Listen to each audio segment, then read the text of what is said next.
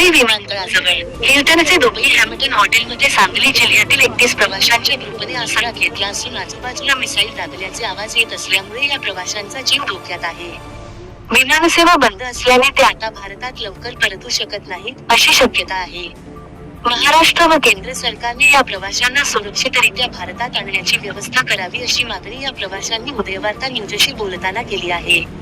आमदार डॉ. सुरेशभाऊ खाडे यांनीही या प्रकरणी लक्ष घालावे अशीही त्यांची मागणी आहे. विमानसेवा वगळता इतर दळणवळण सुरू असल्याने दुबई विमानतळा शेजारून अन्यत्र आम्ही आसरा घेणार असल्याचे या प्रवाशांनी सांगितल्याने सांगली जिल्हा प्रशासनानेही याची गांभीर्याने दखल घेण्याची गरज आहे. बोला. मी पारिसामुळे दुबईमध्ये सध्या 6 वाजलेले आहेत आणि या ठिकाणी हॉटेलच्या समोरून हॅम्प्टन बाय हिल्टन या हॉटेलच्या समोरून मी बोलत आहे.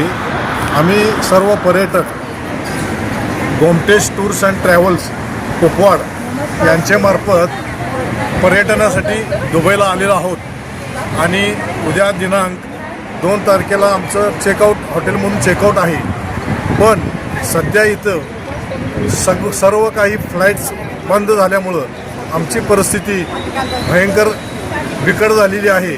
कारण समोरसुद्धा आमच्यात धमाके होत आहेत आणि सर्व काही भीतीचं वातावरण आमच्यात पसरलेलं आहे आणि त्यासाठी भारत सरकारनं याच्यामध्ये लक्ष घालून आमची इथून दुबईमधून इंडियासाठी सुटका करावी ही मी विनंती करत आहे.